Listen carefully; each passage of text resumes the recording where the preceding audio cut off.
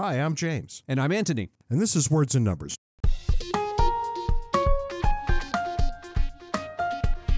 Brought to you by the fine people at CACI, the Center for American Culture and Ideas. Ant, break my heart again. What's new and exciting in your world this week? Well, I'm going to quote you, James. You're off to a significantly better start than usual. In the previous episode, you mentioned something that I had forgotten.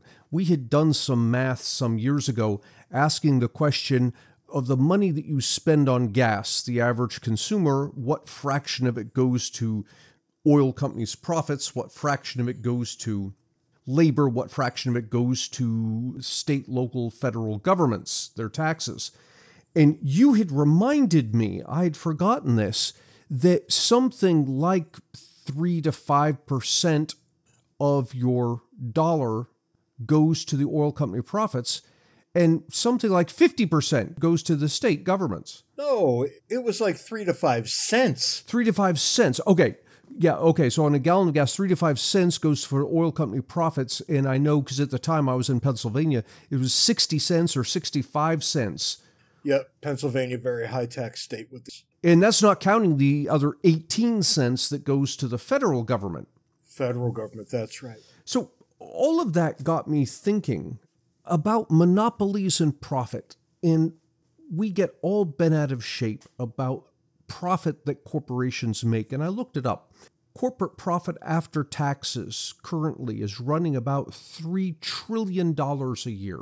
And people look at that and say, oh my God, look at all this money that the corporations are taking from us in profits and blah, blah, blah. Okay, $3 trillion a year. You know what the federal tax revenue, forget about the states, the federal tax revenue for the same year, $5 trillion. Nobody's complaining about, well, I should say it differently. The people who are complaining about corporations taking money from us are silent about the federal government. The federal government is taking almost twice as much. And I love it when corporations take money from me. I absolutely love it. Go ahead, ask me. Go ahead, tell me why. Because I get stuff in return. Yeah, I'll go a step further, James. You get stuff in return, and you also end up holding the corporation over a barrel. They like that money. Because I can say no.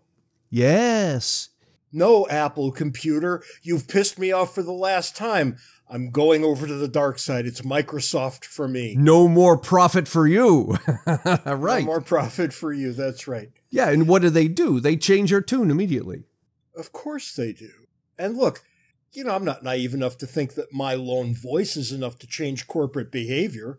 But when corporations do something boneheadedly stupid, I'm thinking New Coke, for example, and everybody has a collective bowel movement in the streets, all of a sudden, classic Coke is on the shelves the next week. That's right. Yes.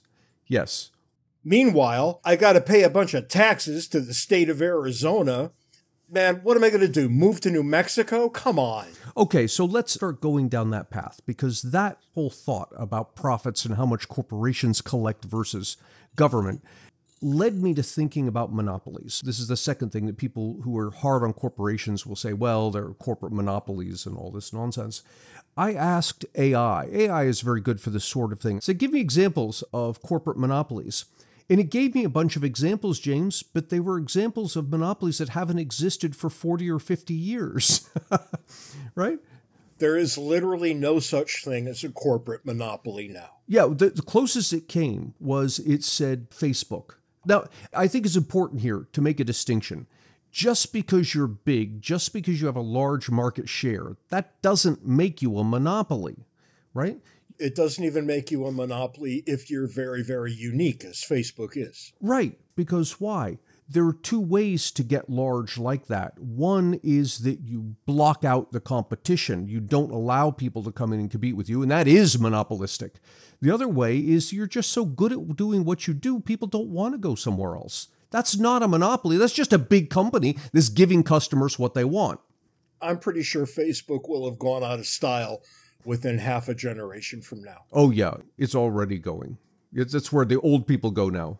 Yep, 10 years from now, Facebook will be MySpace and something new will be Facebook. Right, yes. And if you, listener, have not heard of MySpace, well, that's the whole point. MySpace, in its day, was what Facebook Not what Facebook is now, but what Facebook was 10 years ago. And prior to that, myfamily.com, the first of all of the... I haven't even heard of that. Yeah. Yeah, it was designed so families could share photographs with each other. And you could caption your photos, and my God, that sounds kind of like MySpace, which sounds kind of like Facebook. So let me get back to monopolies for a minute, because even if you were to show me a monopoly that is in every sense that corporate detractors want, a true monopoly. Imagine a corporation that blocks out its competitors and all of this. I claim that corporation still faces competition, even if it's the only seller of its product. Why? Because even if you as the customer do not have the option to go somewhere else, you do have the option not to buy at all. The no sale option is the final competitor that the monopoly can't get around. So that's one. Secondly, the monopoly, while it may be able to shut out competitors so that its customers can't buy anywhere else, the monopoly exists in other industries, right? It has to hire labor. And in hiring labor, it's going to have to compete with other companies. So there's going to be competition there.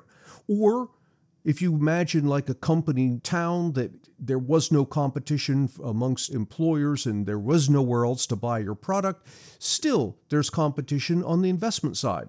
The company needs investors to finance what it's doing. It's going to have to compete with other companies that are similarly seeking investors. So if you drill down, you find out that practically speaking, an absolute monopoly, that is a monopoly that can not only be the only seller, but can prohibit the customers from not buying at all. It can force them to buy. The only entity that would have no competition in every single industry it touched, whether it's selling the product or hiring workers or looking for financing, there's only one entity that satisfies all those conditions of the absolute perfect monopoly, and that is the federal government. It's weird to me that, economists have this eureka moment when they realize this. And yet political scientists have known this since time immemorial, right? The very definition of government, the state has a monopoly on the use of force. It's in every 100-level textbook there ever was. The federal government exercises monopoly power in ways that corporations could only dream of and have never achieved ever. Henry Ford, with the very first conveyor belt in the very first factory, not even close to what government wields. I'm scratching my head thinking about the people who are so averse to monopoly, and yet they run into the arms of government every chance they get. There's a meme going around right now that, the average corporation makes 3 to 5% on the bottom line. How's government doing? It's orders of magnitude higher than that. Not only is it orders of magnitude, any time it's not making enough money, it just decides it's going to take more. And that's right. If you want to lob bombs at Kamala Harris, every time she says the rich going to have to pay their fair share, that's what she's saying. And if you'd rather lob bombs at Donald Trump, every time he says we're going to be a 100% tariff country, this is what he's saying. Mm-hmm. Yeah. And it's going to hit the middle class long before it hits anybody else, no matter what they say. That's the sad thing, because the poor have nothing to tax. The rich, not only are they able to employ bevies of lawyers and accountants to get around various things, but the politicians themselves come from that class. Yeah, let's not forget that. The politicians, despite what they say, they're not going to design a law that doesn't have a back door to it because they need the back door personally. They are loath to tax themselves out of existence. Right. And who does that leave? That leaves the one group that both has money to tax, but not enough that they can hire the accountants and lawyers or have the connections with the politicians. And that's the middle class. And either way you choose in the upcoming election, either way, you're going to be taxed. Right. You're choosing which type of tax you would like. Like it matters. Yeah. Money being fungible, go look it up if you don't know what it means. Money being fungible, it doesn't matter how they take it. The only thing that matters is that they take it. Yes. I don't really keep track of the dating apps, do you? No. Come to find out, they're not doing as well as they once did. Really? Tell me why. I can tell you why, I think. But hearing that they're not doing as well as they once did comports with what I hear young people complaining about. Okay. Namely, that they can't find a half-decent date on Tinder. It's interesting you say that because I have a friend who's in his 50s who is on the dating apps, and he says the same thing. In my spare time when I'm thumbing through YouTube, I watch a lot of romance scammer videos, so you tell your friend to be careful of. Right, yeah. It's not even the scammers. It's people putting up pictures from 20 years ago. Yeah, when they're in high school and 300 pounds lighter. He said the thing is everybody says that they're a hiker. They enjoy hiking. And you drill down, you find as well, it's like taking a stroll in the evening. That's not hiking. If you're shaped like an egg, you're not out there hiking. Right. You're not going to make a joke at my expense? Only your head looks like an egg, James. The rest of you's in pretty decent shape. Go yourself. See, here's the thing. I have the perfect head. It's absolutely perfect. When I shaved my hair off it, I looked at it and I said, why did I ever have hair in the first place? So perfect is my head. And you have a deeply imperfect head. Do I really? How do you know this? Because I'm looking at you right now. And when the last of your hair comes off, we're all going to look at you and say, man, you better get a toupee. But anyway, back to the matter at hand. Turns out there's a new wave of apps that are dedicated to activities. And people are finding other people that way. There's one that you can get on if you're a cyclist or a runner or a swimmer. There's ones that you can get on, like Goodreads, if you want to talk about books. Right, and isn't that a better filter than some kind of artificial dating app? But that's interesting because the advice I gave my friend in his 50s who said that he can't find a date on the dating apps, I said, go to places where people do things you like to do. If you like to read, That's go right. to the library, meet somebody there. Turns out your advice would have gotten him a date that was a homeless person, because that's who's at the libraries now. But your heart was in the right place and your brain was halfway there. I mean, Goodreads is actually really good advice. Mm-hmm. If I get on Goodreads and I see somebody going on and on and on about Jackie Collins, this is not the girl for me. But if I find one talking about the relative merits of Huxley and Orwell, that's my girl, right? I'm going to say hello. Mm-hmm. You used to find people to date in two places, at work, right, where you were all just doing something similar. God help the man who asks a woman out at work now. You might as well fire yourself and walk out the door. So that's out. But then there were all these other places where people of like mind gathered. Like church was a big one. Mm-hmm. The karate studio, dance class, right? All these sorts of things. And we're getting back to that now, except we're getting back to it digitally. Mm-hmm. I mean, I spend a lot of time on Reddit. Right. And I understand that there is a real virtue to a digital community. Now, I don't think anybody's going to suggest you find a mate for life on Reddit, but it does point the way to something else. And I think that that something else is going to prove to be much more fruitful than the various dating apps. Doesn't this fit with people's experience with electronics over the past 20, 30 years? Every place that electronics have attempted to replace real life, they've failed. But every place they've attempted to augment real life, they've succeeded. I've spoken on more than one occasion about how the very nature of community has changed in the digital age, right? And I've lived in my house for 5 years now. I still have not met a single neighbor. Thank God in heaven. I don't want to. I cringe at the thought that we get our mail at the same time and I have to nod my head. But in that same period, I have made friends of strangers all over the place. Right. And I get to meet some of them in real life, too. And isn't that great? Mm-hmm. I mean, just on this podcast, we've met hundreds of people who I now consider friends. Yeah, hundreds of really quality people that we wouldn't have met otherwise. Really nice folks. Yeah. And Chuck Rawlinson. Sorry, Chuck.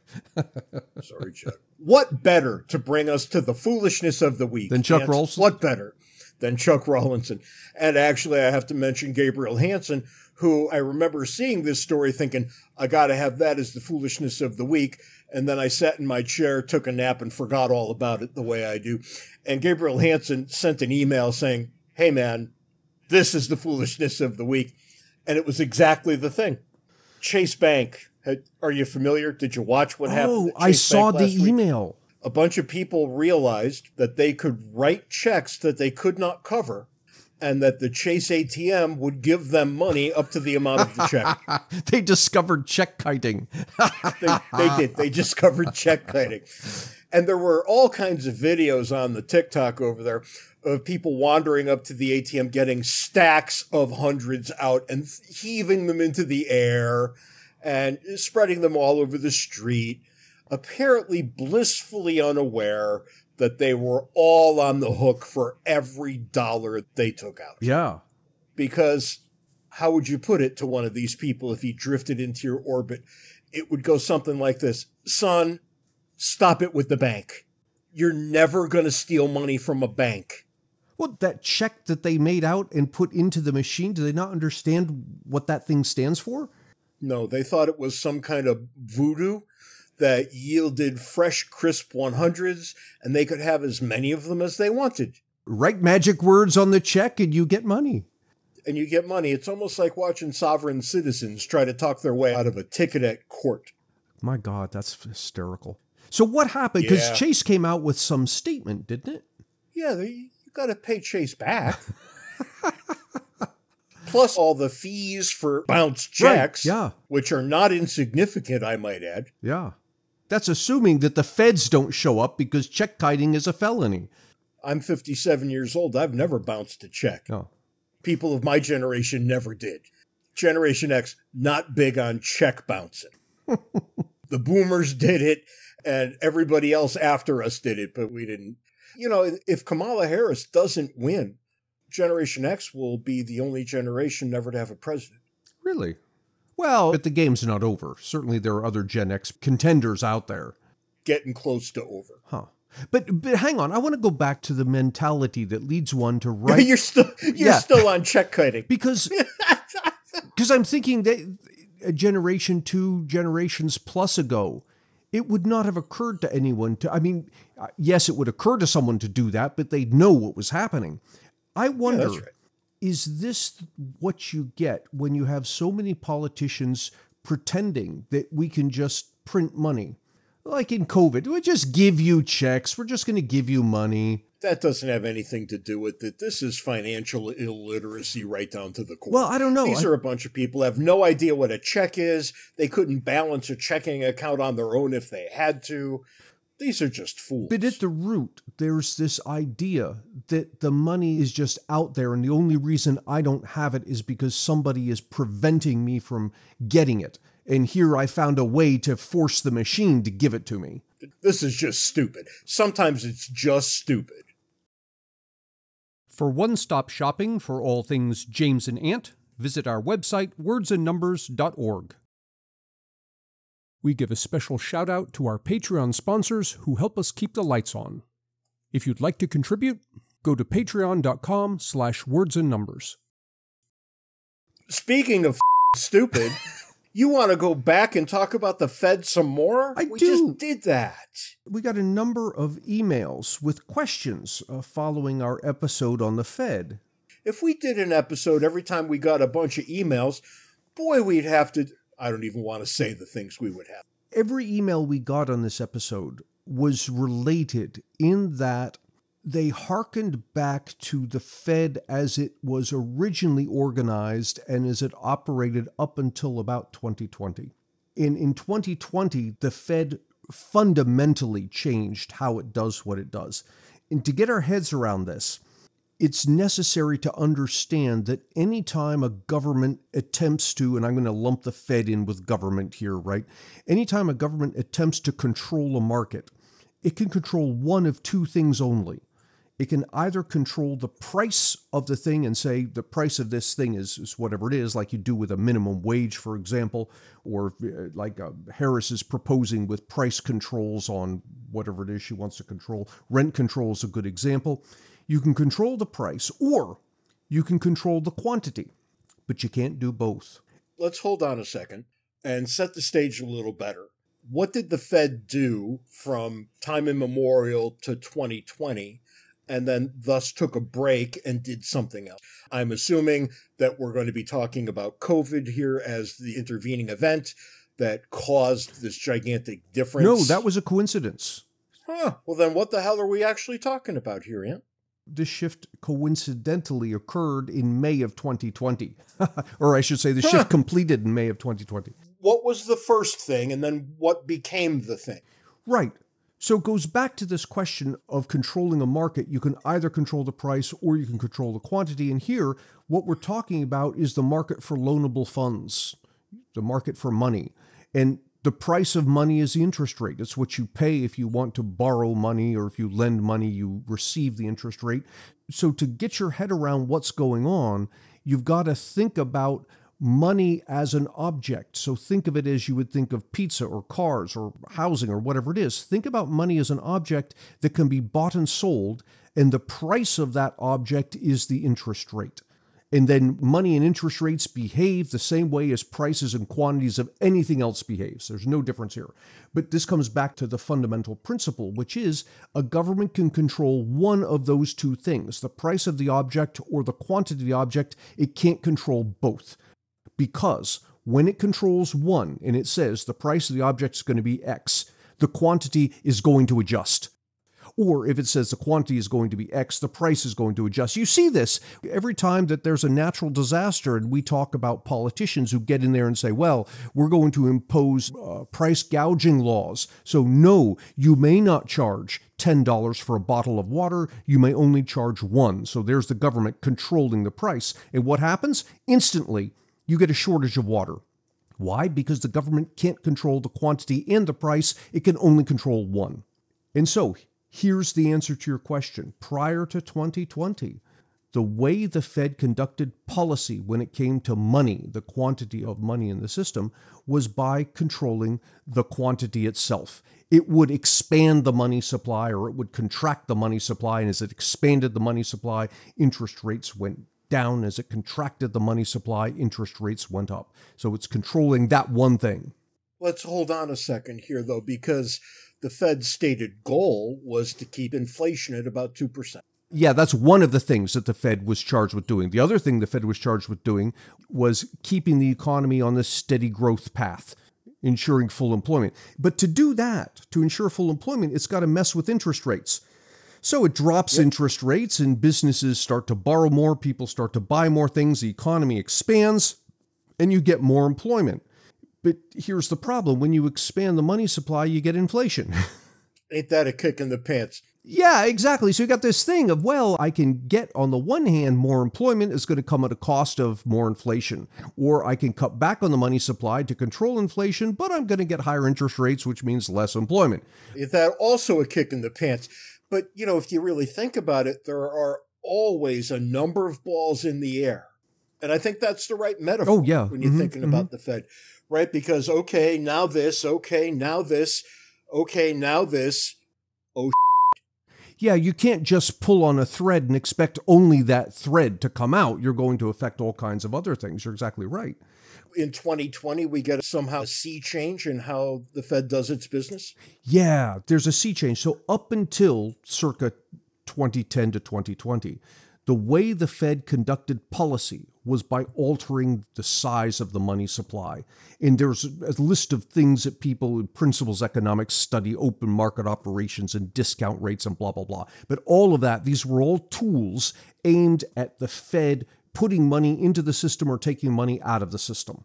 It was messing with the quantity of the object and then watching the interest rate, the price of the object move. Since 2020, it's been reversed. The Fed has a new set of tools. It no longer attempts to mess with the magnitude of the money supply. It messes with the interest rate instead, the price. And so it sets the price higher, it sets the price low, and the quantity alters in exchange. But here's the thing. The reason for the change is that it ended up being, on the Fed's part, easier to manipulate the interest rate, to control the interest rate than it was to control the money supply. That's item number one. Item number two, what comes along with this is it relieves pressure on banks. There's liquidity available to banks so that it's much less likely under the current system for you to get, I hate to use the term run on banks, but to get the illiquidity like we had back in 2008, when all of a sudden housing prices crashed and financial institutions didn't have any cash on hand. And so the Fed is scrambling to get more money, more liquidity into the system, but that takes time. Under the current system of the Fed controlling the interest rate rather than the money supply, it's much easier to get liquidity into the system, to keep liquidity in the system. That was the reason for the change. But this is a very, very long-winded way of answering these emails that were asking us questions about why didn't we talk about open market operations? Why didn't we talk about the discount rate, all this stuff? Because those aren't tools anymore. That's not the way the Fed has been doing business since 2010 to 2020. Now, having said all of that, this episode is going to come out right before September 18. And September 18 is one of the periodic days throughout the year where the Fed meets and it decides what's it going to do about interest rates. And the interesting thing here is there are 4 metrics I can point to right now that independently tell me the Fed is not going to cut interest rates on September 18. Then why the hell is everybody saying that the Fed is going to cut interest? Yes, there's only one thing I can point to indicate that the Fed will cut interest rates, and that is that almost every single expert on the planet is saying the Fed is going to cut interest rates. There are 2 things. There's an election. I don't know that the election matters that much.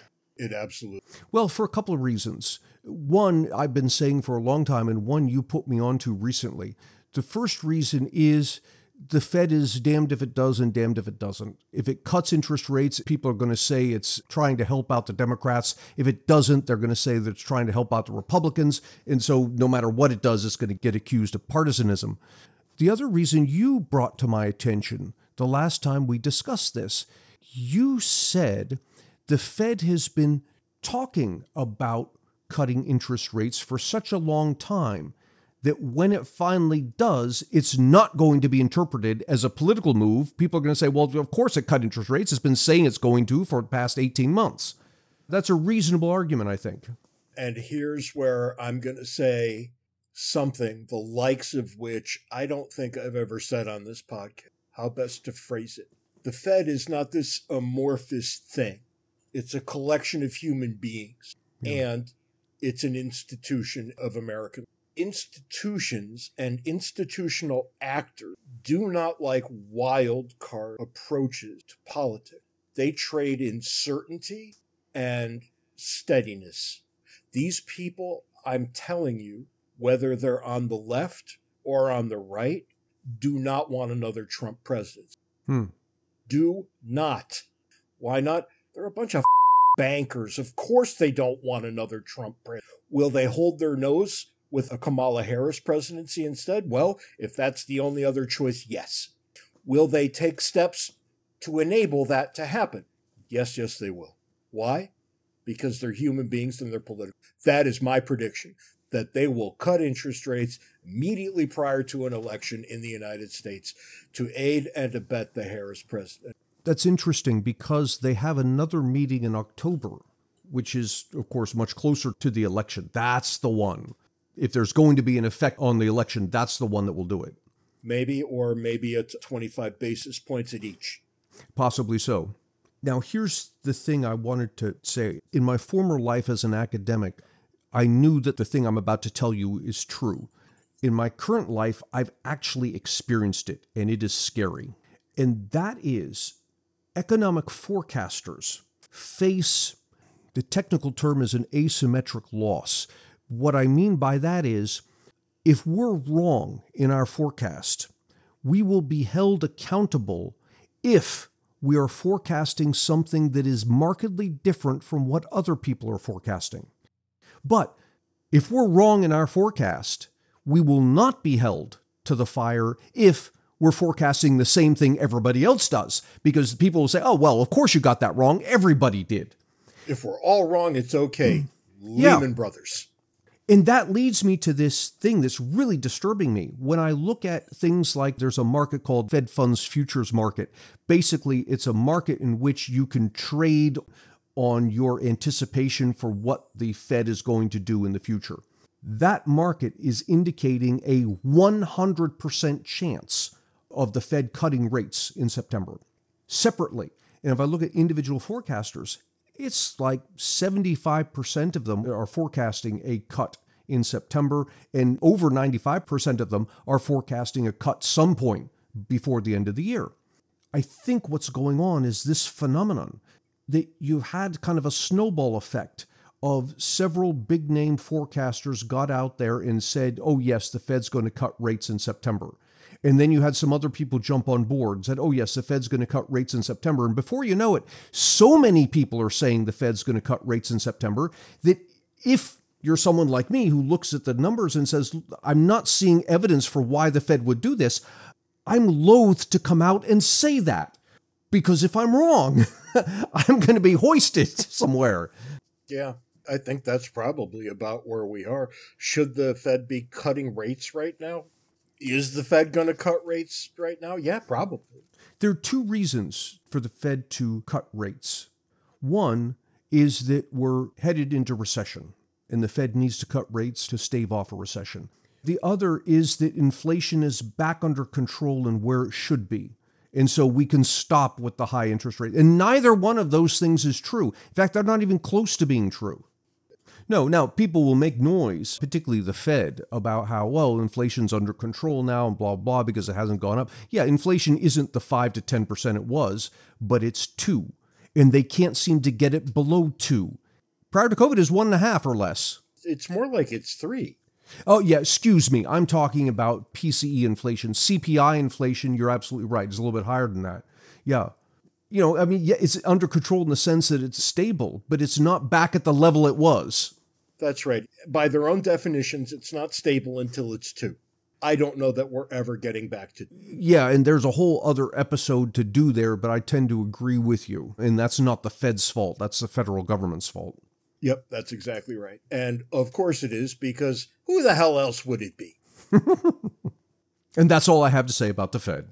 Here's to hoping that that's literally true and we don't ever have to do this again. Because it's hard for me right now to remember that at times like this, I typically say, no matter how hard it is, no matter how much you want to reach across the table and just smack that person right there who's saying things about the Fed and who won't stop. No matter how hard it is, try to be nice to her. Of all the people in the world, trust me, I know it's hard, but try. If I can do it. See you next week, James. Bye, Ant.